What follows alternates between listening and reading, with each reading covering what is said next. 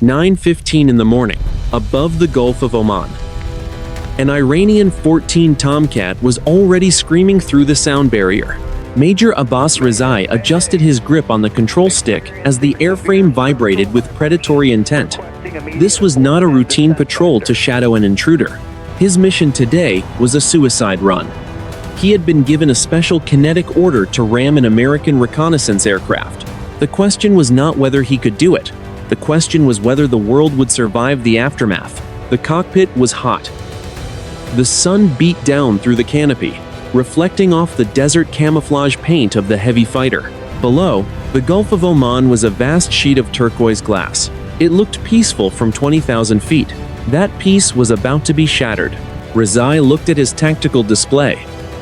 The target was a slow-moving Lockheed EP-3 Aries II. It was a 4-engine turboprop filled with sensors and 24 American crew members. Rezai checked his instruments. His radar was silent. He was flying dark to avoid early detection. He relied on ground-based vectors from a radar station near Bandar Abbas. The ground controller spoke into the radio. Eagle 1, you are on bearing 180.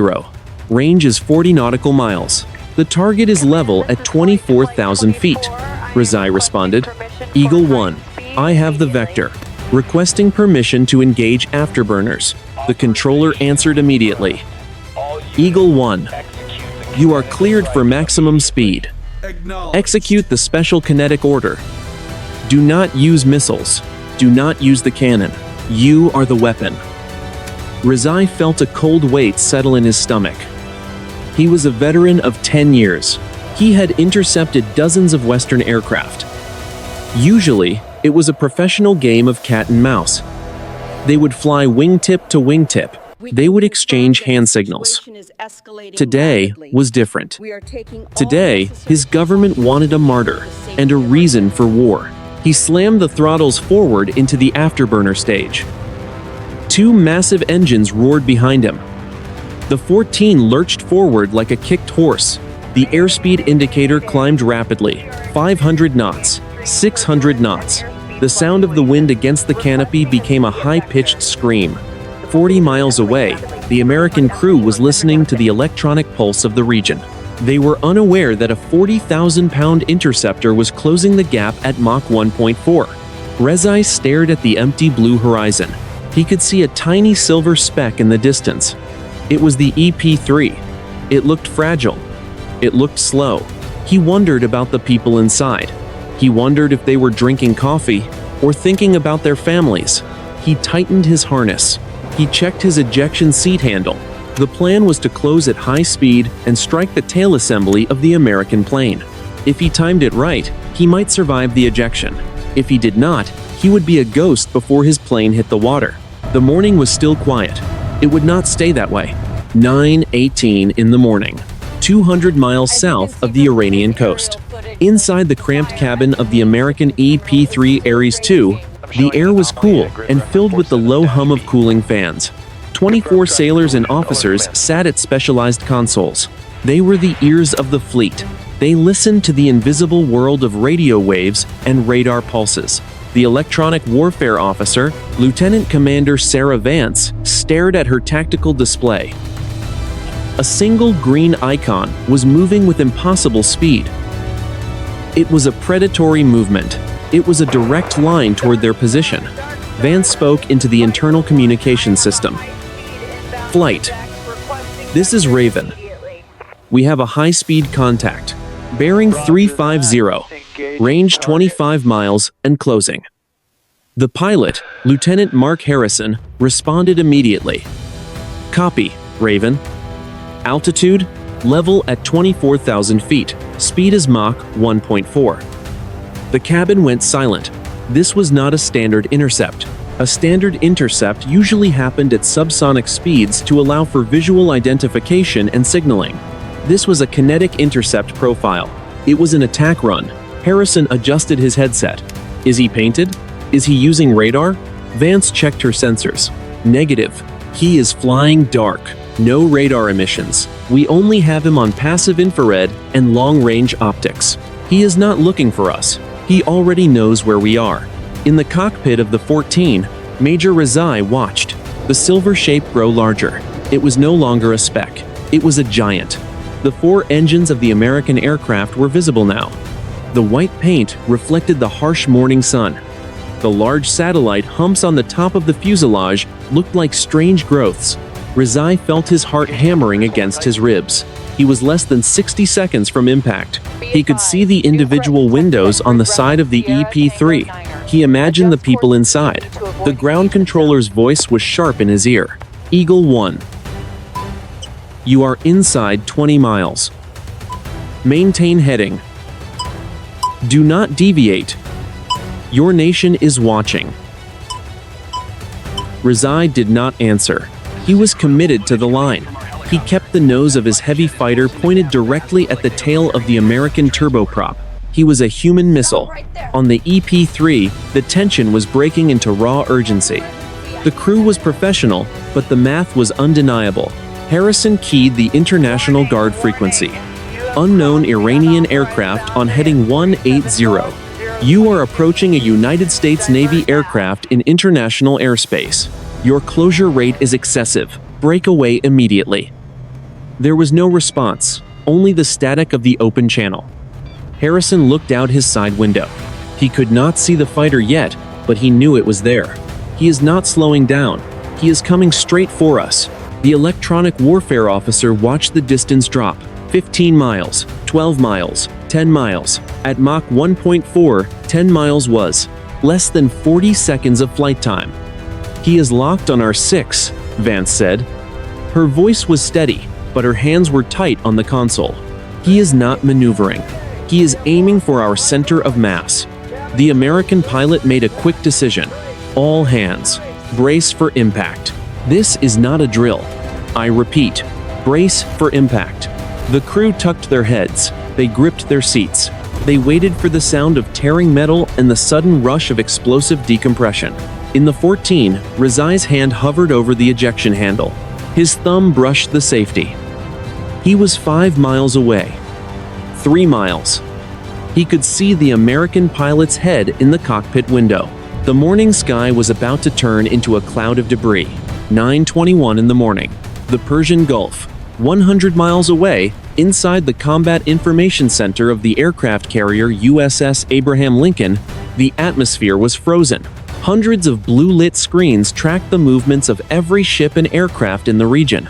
At the center of the room, Rear Admiral Thomas Miller stared at the primary tactical display. The admiral turned to his chief of staff. "Give me the range on that interceptor," the officer responded. "Sir, the Iranian F-14 is inside 2 miles of our EP-3. Closing speed is still over Mach 1. He has not deviated from his course." Miller leaned over the console. "What are the rules of engagement, sir?"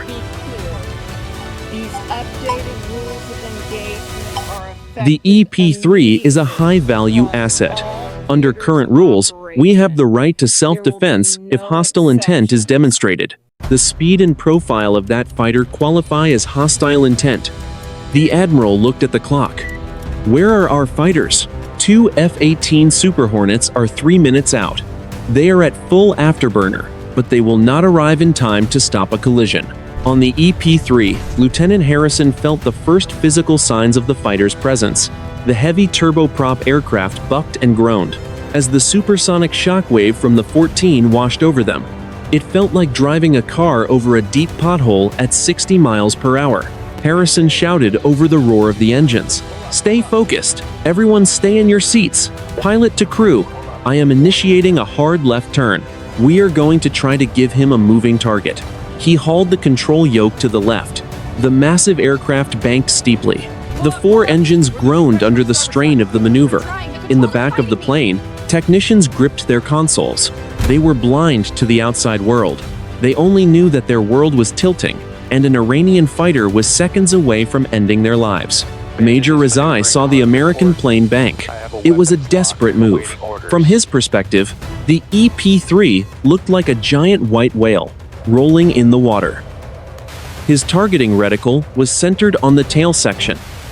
At this distance, the slightest movement of his thumb would send 40,000 pounds of steel through the American airframe. His radio crackled again. The ground controller sounded ecstatic. Eagle 1. You are in position. For the glory of the revolution. Impact in 10 seconds. 9. 8. Rezai's hand was shaking. He could see the rivets on the American plane.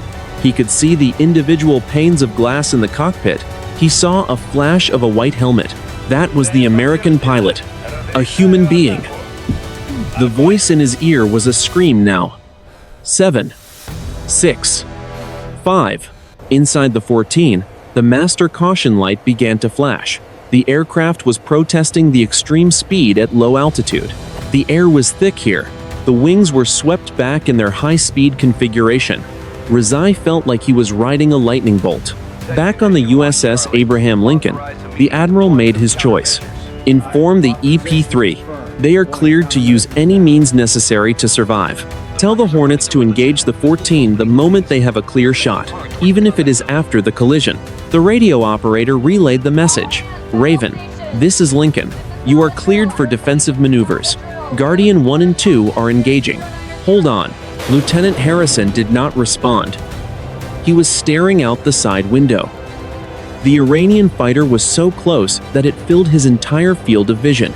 It was a wall of sand-colored metal. He is right there, Vance whispered into her headset. He is right on us. The countdown in Rezai's ear reached 3. He closed his eyes for a split second. He thought of his young daughter in Tehran. He thought of the war that would start the moment he hit that tail. The morning was about to explode into a fireball of jet fuel and metal. 9:23 in the morning, above the Gulf of Oman. The physical reality of the intercept was now a violent thing.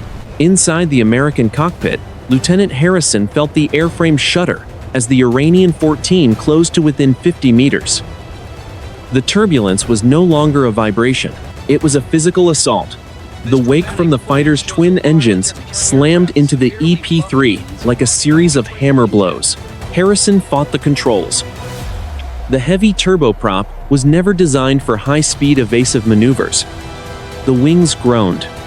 The rivets seemed to scream under the G-force of the steep bank.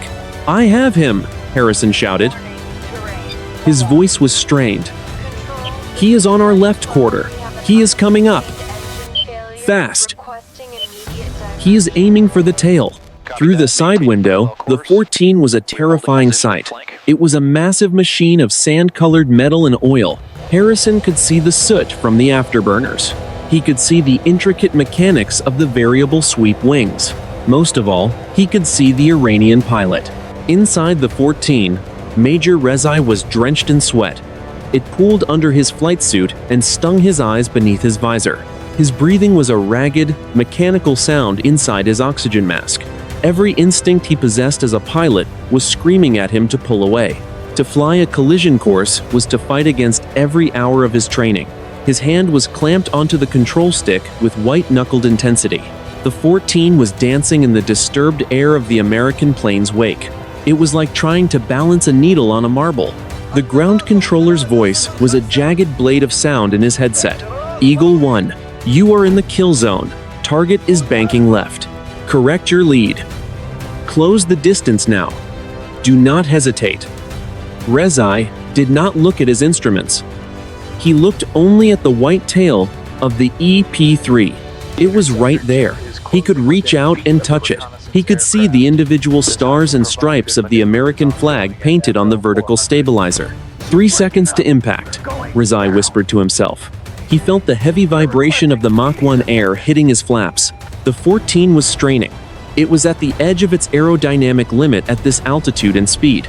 The nose of the fighter began to wander. Rezai corrected it with a sharp kick of the rudder. On the American aircraft, Lieutenant Commander Vance watched her screen go white with interference. The proximity of the fighter was so great that its metal mass was distorting their own sensors. He is inside 30 meters, Vance called out. He is in our blind spot. I have lost visual. Flight. He is beneath us. The crew in the back held their breath. Many had their eyes closed. They were waiting for the world to end in a sudden, violent flash. They were waiting for the sound of metal meeting metal At 700 miles per hour, Harrison gripped the yoke. He had nowhere left to turn. He had pushed the aircraft to its structural limit. He looked out at the empty blue sky ahead and wondered if this was the last thing he would ever see. In the Iranian cockpit, Rezai's finger hovered over the trigger of the radio. He wanted to scream. He wanted to tell them to move. But he was a soldier. He was a weapon of the state. The distance was now 20 meters, then 15. The sand-colored nose of the Tomcat was inches from the American tail. The morning was balanced on the edge of a knife. 9:24 in the morning, above the Gulf of Oman. The sand-colored nose of the 14 was 10 meters from the American tail. At this distance, the physics of flight became a chaotic and unpredictable force. It battered the Iranian fighter. The massive wake from the four engines of the EP-3 was a wall of turbulent air. Major Rezai felt the control stick vibrating so violently that it threatened to break his grip. He was inside the squeeze. If he moved too fast, he would lose control and tumble into the sea. If he moved too slow, the American wake would flip his aircraft upside down. He was balanced on a razor. Rezai looked through the head-up display. The green reticle was locked onto the base of the white vertical stabilizer. This was the moment of commitment. He only had to nudge the throttles forward. 1 inch of movement would bridge the final 5 meters. The ground controller's voice was a frantic scream in his headset. Eagle 1. You are at the threshold. Strike now. Execute for the nation. Strike now. Rezai did not blink. His eyes were wide and burning from the sweat. He could see the individual rivets on the American tail. He could see the black soot on the trailing edges of the wings. He was so close that he could no longer see the whole aircraft. He could only see the target area. Inside the American EP-3, the situation was reaching a breaking point. Lieutenant Harrison had the control yoke pulled back into his chest. He was trying to climb, trying to bank, trying anything to break the geometry of the intercept. He is on us, Harrison shouted. He is right on the tail. I cannot shake him. In the back of the aircraft, the technicians were no longer looking at their screens. They were looking at each other. The navigator, a young ensign, was gripped by a sudden, cold clarity. He realized he was likely going to die in a piece of sky he had never heard of before this morning. Lieutenant Commander Vance kept her hand on her emergency data destruct switch. If they went down, her job was to ensure the sensitive intelligence did not reach the water intact. 10 seconds to projected impact, she said.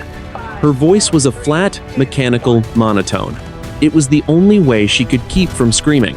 On the USS Abraham Lincoln, the Combat Information Center was a tomb. Admiral Miller watched the tactical display. The two icons, the blue friendly and the yellow unknown, had merged into a single, flickering dot. On the radar, it looked as if the collision had already happened. Guardian 1 and 2. Engage afterburners, the Admiral commanded. If that fighter hits our bird, you are cleared to fire. Do not wait for orders. Shoot him down. The two American Super Hornets, 30 miles away, tilted their noses down and accelerated. They were too late to prevent the collision, but they were ready for the revenge. Major Rezai felt the 14 lurch again. The nose pitched up as it hit a pocket of high-pressure air between the two planes. He was 5 meters away. He felt the weight of his country on his shoulders. He felt the weight of the order. His thumb moved to the radio trigger. He did not speak to his controller. He spoke to himself. I am a pilot, he whispered. I am not a stone. The two aircraft were now moving as one. They were a single mass of metal and fuel hurtling through the morning sky. The distance was 4 meters. 3, 2, the world seemed to slow down. The sound of the engines faded into a dull hum. There was only the white tail of the American plane and the sand-colored nose of the Iranian fighter. The morning was about to reach its peak. 9:25 in the morning. The Iranian F-14 was no longer an aircraft. It was a projectile. Major Rezai was less than 1 meter from the tail of the EP-3. The vibration was a physical entity. It rattled his teeth inside his helmet. It blurred his vision until the world was nothing but white paint and turquoise water. The ground controller in Bandar Abbas was screaming. The audio was distorted by the intensity of the man's voice. "Strike now. For the martyrs, for the nation. Do not fail." Rezai did not hear him. He was locked in a private world of physics and fear. He could see the American rudder vibrating in his wake. He could see the individual rivets. He could see the oil streaks on the engine nacelles. He was so close that the shadow of his own fighter was cast onto the American fuselage. Inside the EP-3, the environment was one of controlled terror. Lieutenant Harrison had the yoke buried in his lap. The plane was at its aerodynamic ceiling. There was nowhere left to go.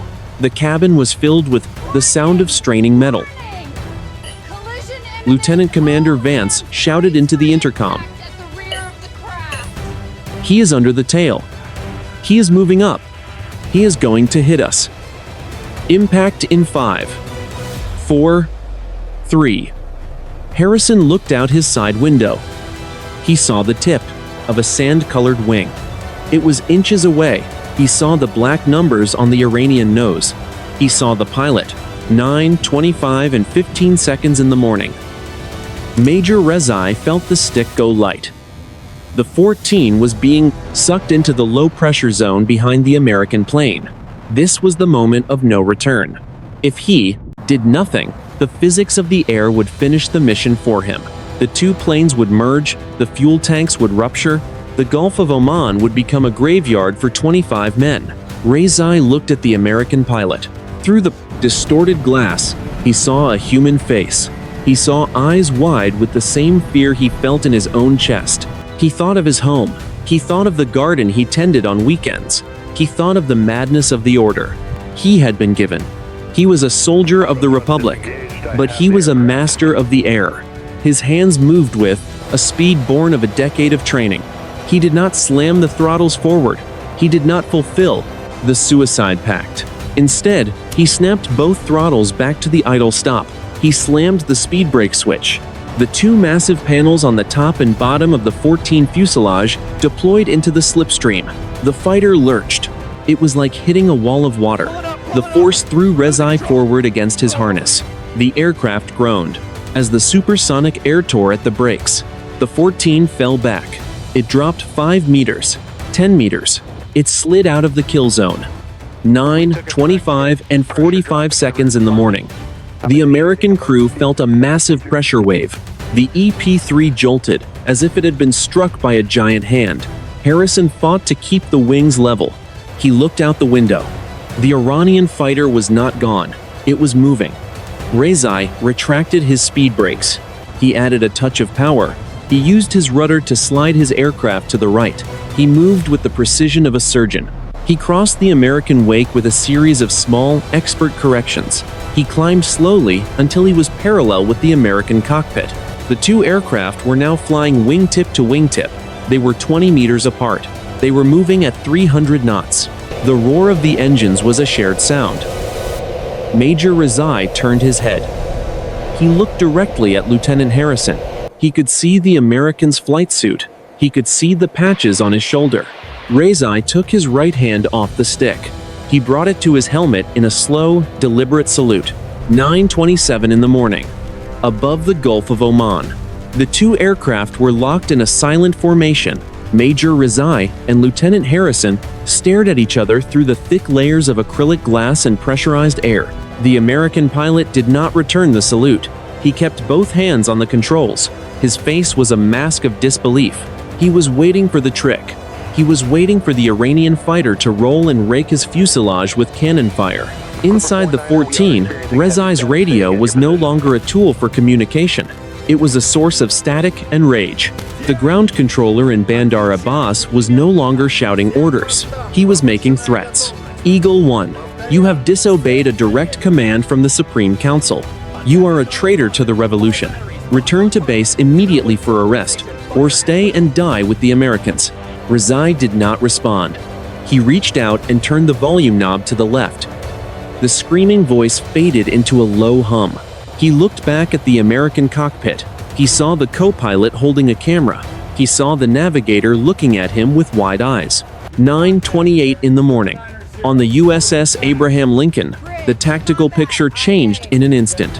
A technician shouted across the Combat Information Center, "Admiral, we have a new radar contact, land-based. Surface-to-air missile site near Jask has transitioned to target tracking mode." Admiral Miller stood up. "Is he painting our EP-3? Sir, he is painting the whole cluster. He is locking on to both the EP-3 and the 14. Electronic Warfare Suite confirms a high-power fire control lock. Sir, they are going to shoot down their own pilot." The Admiral gripped the edge of the console. They want the crash. They do not care how it happens. If they can knock both planes out of the sky, they can blame an American missile for the loss of their fighter and the recon bird. Inside the EP-3, the cockpit was suddenly filled with the piercing, rhythmic warble of the missile warning system. It was a high-pitched sound that signaled a lethal threat. "We have a lock," Lieutenant Commander Vance screamed. "SA-6 gainful, from the coast. He is looking for a launch solution." At the same moment, Major Rezai saw his own warning panel light up in a brilliant, angry red.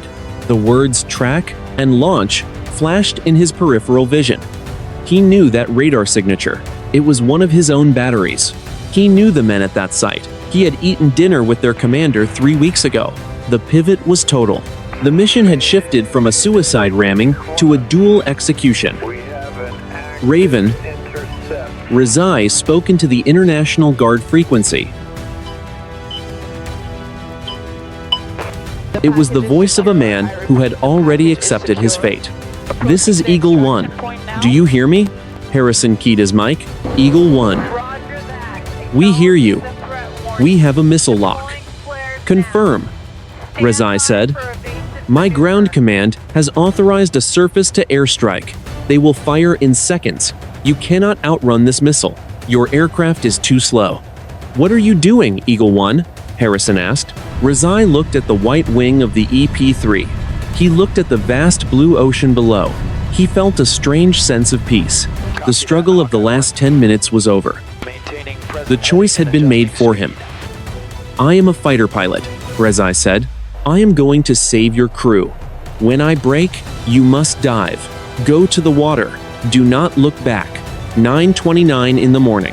The radar station at Jask sent a command to the launcher.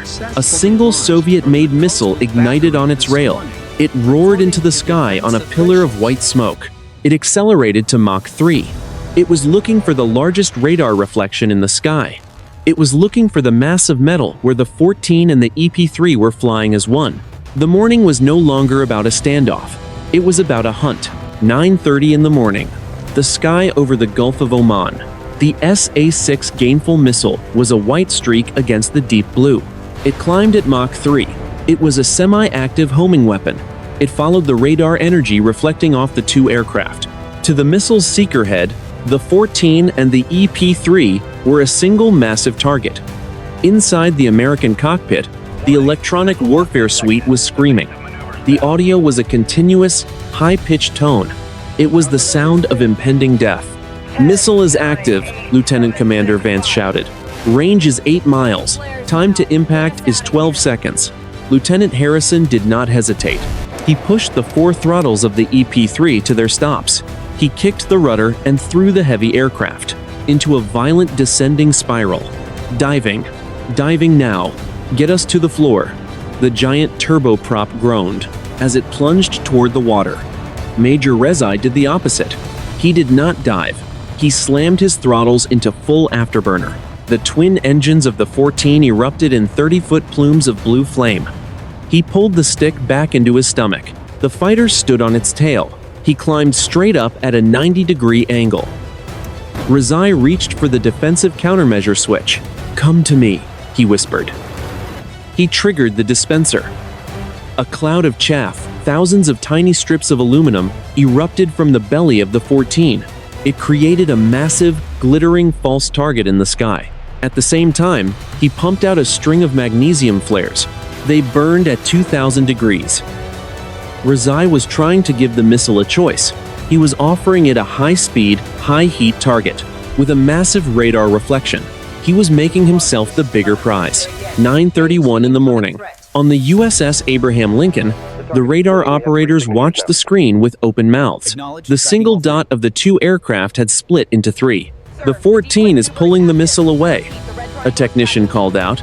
He is masking the EP-3 with his own signature. He is taking the shot for them.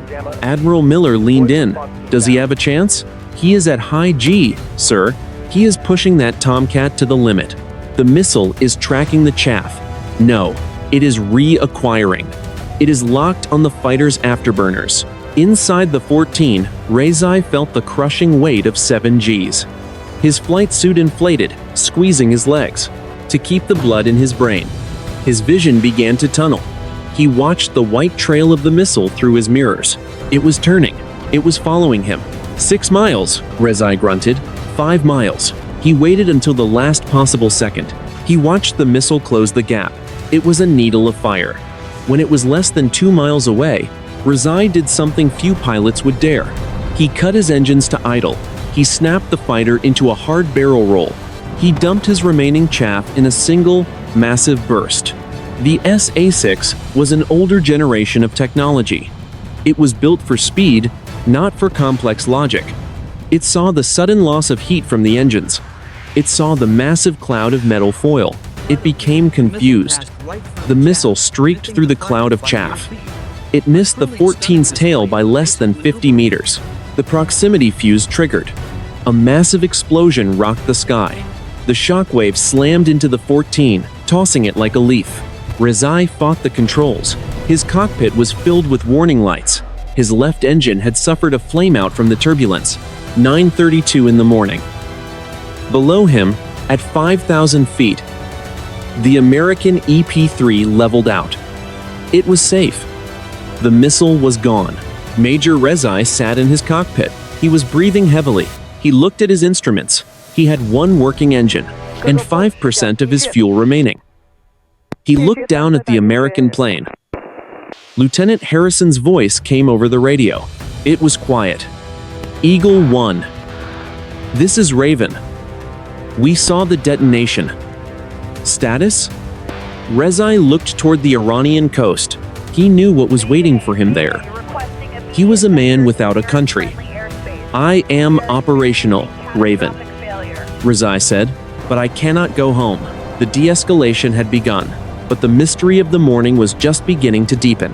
9:35 in the morning, the Gulf of Oman. The white smoke of the missile explosion was a ragged scar against the blue sky.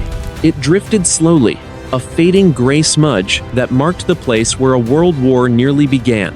Below the smoke, the Iranian F-14 Tomcat was losing altitude. Its left engine was a dead weight of twisted steel. A thin trail of hydraulic fluid leaked from the tail, catching the sunlight like a stream of silver. Major Rezai sat in the cockpit. The adrenaline was fading. It was replaced by a cold, hollow realization. He had saved 24 Americans. He had defied a direct order from his supreme command. He had survived a missile fired by his own countrymen. He was alive, but his life as he knew it was over. Inside the American EP-3, Lieutenant Harrison leveled his wings at 5,000 feet. He looked up. Through the top canopy, he could see the silhouette of the 14. It looked fragile now. It was no longer a predator. It was a wounded bird. Harrison keyed his radio. Eagle 1. This is Raven. We are staying with you. Our technicians are monitoring your flight path. You are losing fluid. Your left engine is cold, Rezai responded. His voice was tired. It lacked the professional edge from 10 minutes ago. Raven. This is Eagle 1. I am aware. I have limited control. I cannot return to Bandar Abbas. They will be waiting. Copy that, Eagle 1, Harrison said. Hold your heading. We are coordinating with our command. 500 miles away, the geopolitical machinery was grinding into gear. In the Combat Information Center of the USS Abraham Lincoln, Admiral Miller was on a secure line to the Pentagon. The room was silent. Every sailor was watching the two icons on the screen. The yellow dot of the Iranian fighter and the blue dot of the American recon plane were moving south, away from Iran. Miller spoke into the encrypted phone. Sir, The situation has shifted. The Iranian pilot intercepted the missile meant for our aircraft. He is effectively a defector under fire. I am requesting permission to escort him to a neutral airfield. If we let him go back, he is a dead man. The response from Washington was a long pause. Then, the orders came through.